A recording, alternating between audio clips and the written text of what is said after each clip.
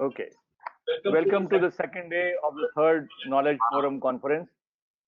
Yesterday, a very hectic program was there, and luckily, we had everything in time. Today, even more important topics related to various departments are there. We begin with the stalwarts of gastroenterology. The first lecture is by Dr. Sunil Dadich. He will be talking about hepatic encephalopathy, the current management. Dr. Dadich, as we all know, is a professor, Department of Gastroenterology, Dr. S.N. Medical College, Jodhpur, and plenty of awards. I know a list of awards which he has had, but somehow I would not be able to enumerate all of them. He won the Best Paper Award in Young Investigator Award session in ISG Conference Pune, awarded as Veer Durgadas Rathod Samman by His Highness Jodhpur, a very reputed and very coveted reward in 2016. He is awarded Times Marwar Healthcare Achievers 2016 by Times of India Group, and plenty of publications, but of them, 24 publications and poster presentations in various conferences. I invite Dr. Sunil Dadich to please begin with the first lecture, hepatoencephalopathy in and current management. Thank you very much, sir. Thank you for your kind introduction. May I start with the topic? Can you see my slides, please? Yes, I am able to see. Okay. So I'll start straight away with the topic. This is a topic assigned to me is hepatic encephalopathy, current management. Whenever we talk about hepatic encephalopathy, it means a person with liver disease who's having altered sensorium. So it's a constellation of neuropsychiatric symptoms occurring in a patient who has got an underlying liver disease. So the prerequisite for HE is two things. One is a person should have an underlying liver disease, whether it is acute or chronic or any other form of liver dysfunction, and the person should be having altered sensorium in the form of neuropsychiatric abnormalities. It is divided into various categories depending upon the underlying liver disease. So it is A, B, and C. The type A is the one, encephalopathy, which is associated with underlying acute liver failure, and type B is the one which is associated with underlying portosystemic bypass or the shunts in patients who do not have cirrhosis, and the type C, which is associated with cirrhosis. It's very easy to remember. A is for ALF, B is for bypass, and the C is for cirrhosis. The second type of classification of encephalopathy is based on the stages and the grades of encephalopathy, which includes the functions of intellectual functions, the higher mental functions, and the neuromuscular coordination, age-old Weisstein criteria, which divides the neuropsychiatric abnormalities into various grades, right from 0, which is normal, to grade 4, which is stupor or coma. These days, this has been modified, and we now divide the grades of encephalopathy into 3 types mainly. Unimpaired means everything is normal. The person has normal sensorium, and the person who has got overt hepatic encephalopathy, it means it includes the both minimal hepatic encephalopathy and the grade 1 of Weisstein criteria. And the overt encephalopathy means the person who has got obvious brain dysfunction with underlying liver disease, which includes old Weisstein criteria ranging from 2 to 4. In these newer classification with covert encephalopathy, mental status is not impaired, but there are certain special tests which are done to diagnose these patients. This occurrence of covert encephalopathy predicts the occurrence of overt encephalopathy. If you can diagnose these patients in the stage of covert HE, you can prevent them going into overt HE. So this is the advantage of diagnosing them early in the course, so that you can prevent the clinical occurrence of overt encephalopathy. The third type of classification used is the time course. If it is episodic, means the 2 episodes are more than 6 months apart. If it is recurrent, when the 2 episodes are within 6 months, I mean less than 6 months duration between the 2 episodes of encephalopathy.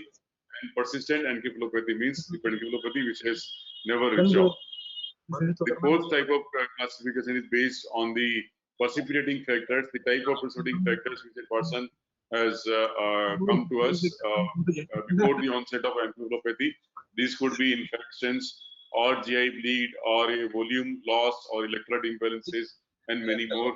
And they are probably different in episodic variety as well as in the recurrent variety. So whenever you write a prescription for hepatic encephalopathy patient, you have to take into consideration these four axes. First is type, whether it is A, B, or C. Second is grade. These days it has been made very simple, whether it is a covert or overt. Then the time course, whether it is episodic, more than 6 months apart, recurrent, less than 6 months apart, and the persistent, which has never resolved, depending upon the precipitating factors, whether it is spontaneous or precipitated. Most of the time, spontaneous NHE occurs in a person who has got end-stage liver disease, whereas precipitating encephalopathy occurs in a person who has got a definitive precipitating factor which is known to us. So you write a person with has got HE, type C, grade 3, recurrent, and precipitated. Heterogenesis is multifactorial, and ammonia is the main culprit, and also the infection and inflammation, along with oxidative stress and some altered neurohormonal regulatory neurotransmitters. Ammonia, as we all know, is synthesized by the gut bacteria in the colon. Also, a part of ammonia comes from the muscle. When these ammonia normally, in a normal person, reaches to liver through portal circulation, the liver utilizes most of the ammonia in the urea cycle and the formation of urea, and urea is excreted out of the body. In the presence of liver failure or liver dysfunction, the loss of hepatocyte function, and the presence of shunting, this ammonia gets access into systemic circulation. From systemic circulation, it goes across the blood-brain barrier. It is diffusible easily across the blood-brain barrier, reaches the brain. In the brain, the ammonia is metabolized in the astrocyte into glutamine. And this glutamine exerts the osmotic effect on astrocytes, and there is astrocyte swelling. And this finally glutamine is utilized by forming the glutamate and the gamma aminoglutarate, which is again transferred to the presynaptic receptors across the astrocytes into the neuronal. And these increased GABAergic activity again is responsible for various neuropsychiatric manifestations which occurs in encephalopathy. So the main culprit is ammonia, which targets the astrocytes, leading to swelling and the abnormal neurotransmitter formation because of glutamate and the gamma aminobutyric acid. The second culprit is the inflammation or infection, which is again the site is gut. In the first step is the occurrence of dysbiosis. That means the reduction in the normal bacteria and the increase in the pathogenic bacteria. These abnormal bacterial ratio leads to inflammatory response within the gut, across the wall, increased intestinal permeability. Because of this permeability, the toxins, endotoxins, they get access into the systemic circulation, and there occurs a phase of inflammatory response in the system, and which again goes to the through portal circulation to the liver and initiates the inflammatory process. This is another mechanism responsible for the occurrence of hepatic encephalopathy, which is commonly seen in patients following GI bleed. You have the altered permeability, the bacteria gain access, the endotoxins gain access into systemic circulation. So following GI bleed, it's a common to a person to have the hepatic encephalopathy. So overall, encephalopathy is a multifactorial. The chief culprit is ammonia. Then you have the intestinal dysbiosis leading to systemic inflammation and oxidative stress, and then the alteration of immune dysfunction. It is very important to know about the pathophysiology, because then only we'll be able to understand what kind of treatment at what stage you give them in a particular person. Again, this altered brain function in liver disease patients depends upon the severity of liver disease, the underlying comorbidities, age of the person, degree of hyperammonemia, and the severity of inflammation, oxidative stress, and the type and the severity of precipitating factor. In a given person, the ratio of all these factors varies. The one takes over the other. So you have to individualize the priority in a given person and target your therapy accordingly according to the person wise. So just to summarize, the main culprit is the ammonia leading to astrocyte swelling, neuronal dysfunction, and it is mediated through various mechanisms by hyponatremia, ammonia, inflammatory cytokines, the dysregulated neurotransmitters, and many more. How to diagnose overt HE? As the name suggests, it is overt. So characteristic clinical signs and symptoms in a person with liver disease will give the clue to the diagnosis. Whereas in patients who have got overt encephalopathy, in them there is no clinical symptoms. There are no obvious clinical signs and symptoms. So you have to look into the details of the patient's history, looking into the detailed history of attention, the psychomotor, the fine motor functions are early involved. The decision-making functions are also involved. The handwriting changes. The person failed to close the buttons. It's very difficult for them to comb the hair, and many others. And to confirm the diagnosis, we have various tests, which includes the electroencephalography and the various psychomotor tests, including the number connection test or the paper pencil and many other computer-based tests. And the critical trigger frequency is also used to diagnose the person who has got minimal hepatic encephalopathy or a covert HE. So the diagnosis of HE depends upon a person should have underlying liver disease, whether it is acute or chronic or whatever. Then second, he should have altered sensorium, and you have to rule out the other causes or probable causes of altered sensorium in a person with liver disease, like the alcohol withdrawal, psychiatric disorders, drug overdose, or electrolyte imbalances. Once you confirm there is a liver disease and there is altered sensorium, then take the detailed history and find out whether it is an acute liver disease or a chronic liver disease. And if it is a chronic liver disease, what are the probable precipitating factors? And then act your treatment plan accordingly. So the treatment is, again, since we know the pathogenesis, the treatment is based directed towards the main factors which are responsible for the occurrence of encephalopathy. The main aims of treatment are to reduce the duration of the symptoms of encephalopathy, limiting its consequences, preventing recurrence in the hospital readmissions, and improve the patient's quality of life. The type A encephalopathy, which occurs in a person with acute liver failure. In acute liver failure, the main region of encephalopathy is increased intracranial pressure and the cerebral edema. So all the therapies are directed against the reduction of cerebral edema, like in the form of mannitol infusion, hypothermia, saline infusion, and the N-acetylcysteine is used sometimes as an antioxidant. And then we also use L-ornithine L-aspartate to reduce the ammonia, and the ultimate effect is to reduce the astrocyte swelling and the reduction in the ICP, the intracranial pressure. But at the same time, you have to take care of the underlying cause and the underlying treatment of acute liver failure. For shunt encephalopathy, type B encephalopathy, it is very simple. Whenever a person who has got a chronic encephalopathy, chronic symptoms of encephalopathy with underlying liver disease, you have to find out the shunt and you have to block those shunts. So these shunts can be blocked either radiologically or surgically. Once you block the shunts, everything is taken care of. The most common type of encephalopathy which we see in our day-to-day clinical practice is type C encephalopathy, which is associated with underlying cirrhosis of liver. So I'll give more emphasis on this. The treatment is directed toward the ammonia, which is said to be the main culprit.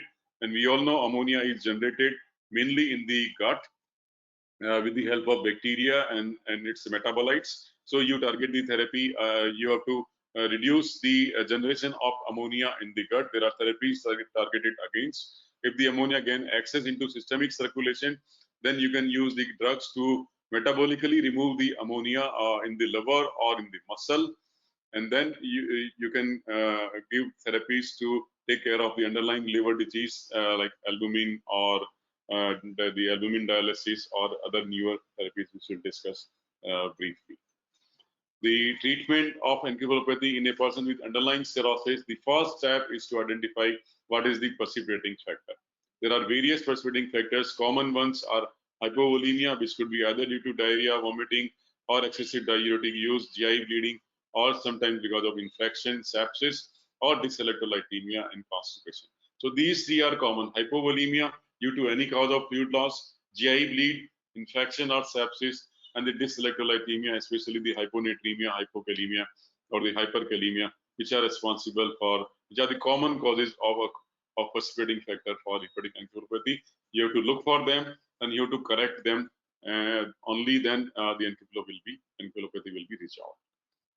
The treatment of NC, we have lactulose and lactitol, which are synthetic disaccharides, which are metabolized in the colon into acetic acid and lactic acid. And the doses of these two compounds is titrated to achieve 2 to 4 semi-soft stools daily. And this is the drug of choice for covert hepatic encephalopathy, a person who has got the subtle signs or the early types of or the minimum types of hepatic encephalopathy. The mechanism of action of these compounds is mainly the acidification of the lumen. You have to just acidify the colonic lumen, which will precipitate the ammonia into ammonium. So the ammonia which is generated by the intestinal bacteria, if you acidify the lumen with the help of these lactulose, either especially in the form of enema, you give lactulose in the colon, it should reach up to the cecum, and luminal acidification leads to the precipitation of ammonia into ammonium ion. The secondary effect of these compounds is a cathartic action because of the osmotic effect of these non-absorbable disaccharides. Antibiotics are used mainly to reduce the bacterial flora in the gut, because bacteria are the main source of generation of ammonia in the gut. If you kill the bacteria with the help of luminal antibiotics, you can reduce the generation of ammonia. Earlier, we used to have neomycin, metronidazole, vancomycin, and many other drugs. But recently, with the availability of rifaximin, everything else has been replaced with this good compound, which is a poorly absorbed synthetic antimicrobial.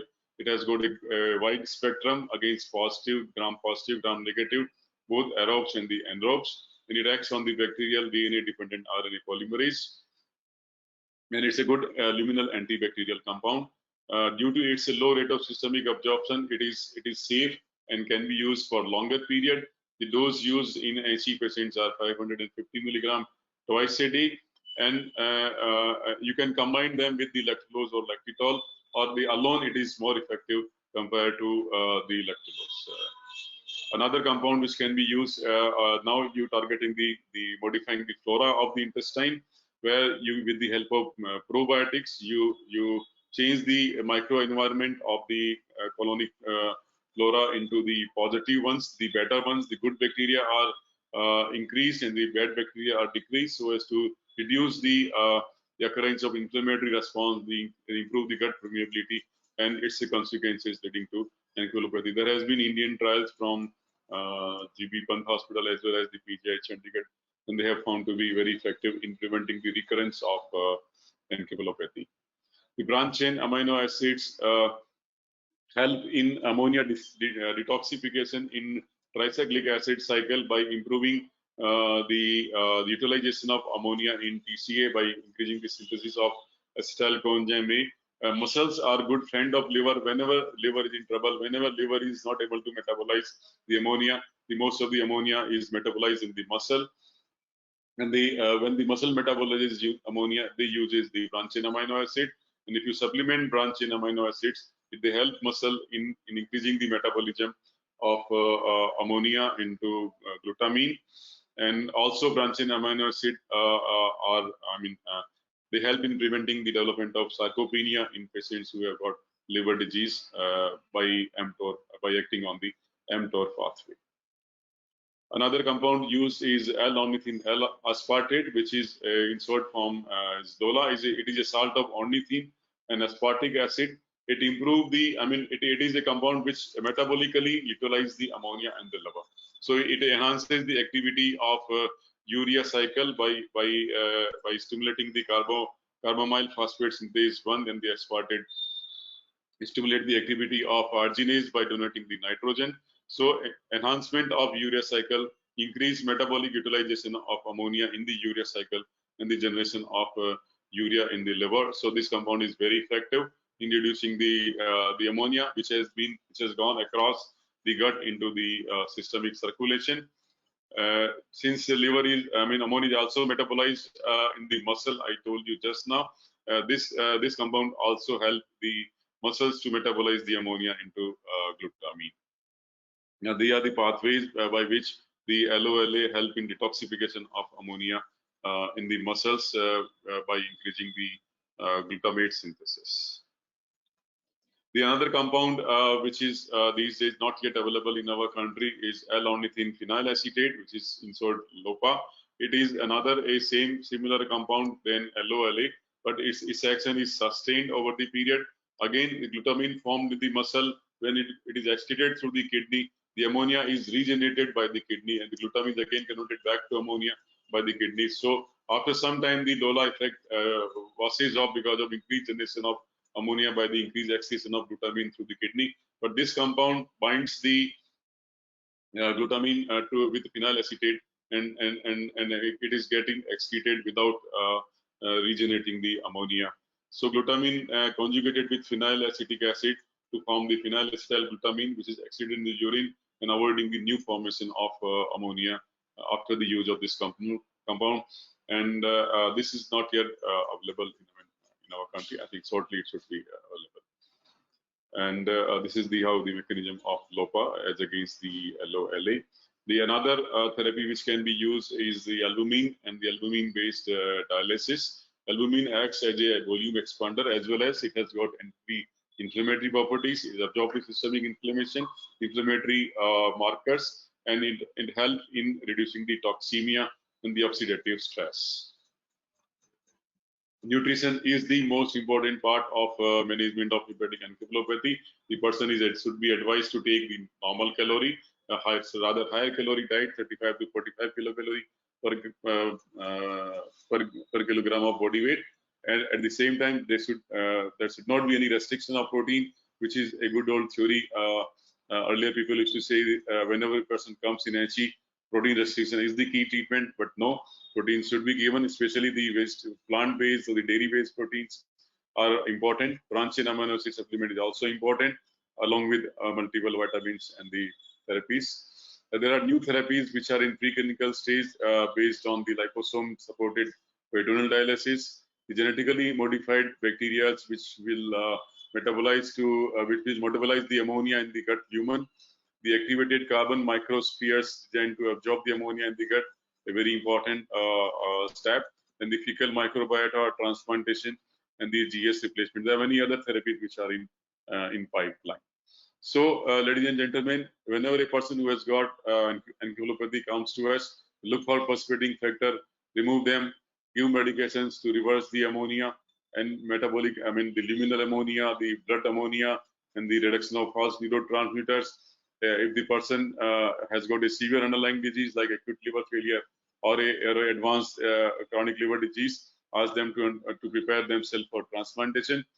So this is the step. The management specific therapy is lactulose, rifaximin, emulation of certain branched amino acids, LOPA, LOLA, and others. The general therapy is, as usual, look for and treat the precipitating factors. Just to summarize, HE is a complex neuropsychiatric syndrome which may complicate acute or chronic liver disease. You have to identify the person in covert phase so as to prevent them the occurrence and prevent them going into a overt phase. A combination of therapy targeting the ammonia generation in the lumen as well as the systemic circulation help in recovering these patients. But at the same time, you have to take care of the precipitating factor. You have to take care of the underlying liver disease, whether it is acute or chronic. And very important, nutrition is paramount. Is very important. There should not be any restriction of protein intake. Thank you very much. Thank you. Morning, sir. This is Dr. Namit. Yes. Sir, just want to ask that in which stage of encephalopathy we should start LOLA, sir? LOLA is whenever in a person who has got encephalopathy grade 2, 3 and above, and you have started the action against the precipitating factor, whether it is a underlying acute liver disease or underlying, mostly it is underlying chronic liver disease following GI bleed or hypovolemia or dyslipidemia. So first you start taking care of the precipitating factor, then give lactulose and rifaximin. If the person is conscious, give them orally or give them enema. And at the same time, if the person has got a higher grades of coma, higher grades of encephalopathy, then you should add the LOLA. The commonly recommended dose of LOLA in these higher grades is more than 40 grams per day. Usual doses are around 60 to 80 grams of LOLA in a day. And the infusion should be used as a IV slow infusion, at least 1 gram of like if you have a 5 ml ampule, it should be given at least in 5 to 6 hours. So it's a slow infusion, and dosage is usually 40 to 80 grams per day, depending upon the severity of encephalopathy. Thank you, sir. Yes.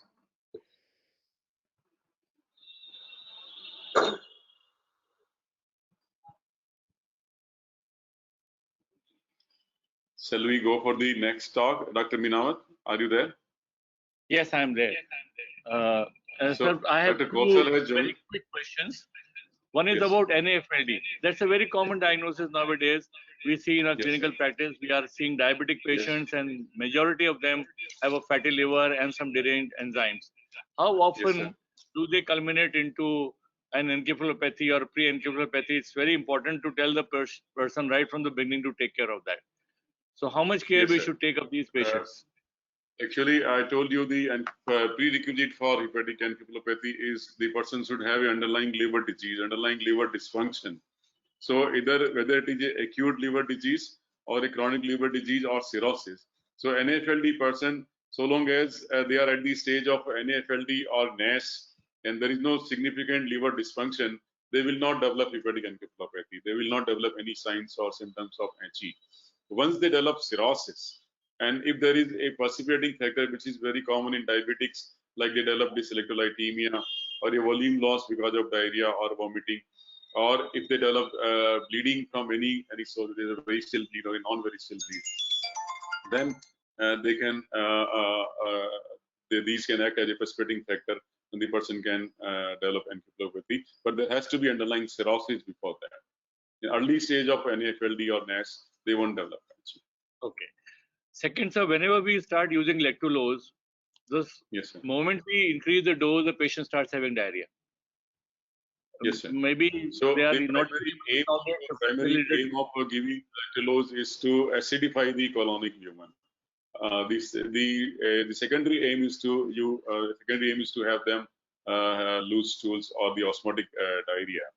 So preferably in HE, in a proven HE patient, we should use the enema, which goes up to the person. The position of a person during enema should be a right lower down lateral position with a pillow under the hip, and the enema should be instilled slowly into the rectum so that it reaches up to the cecum, acidify the lumen, and reduce the generation of anemia, the generation of ammonia, and the cathartic action is the second. Because that's an issue. Many times when we start using lactulose, we always have a little amount of diarrhea.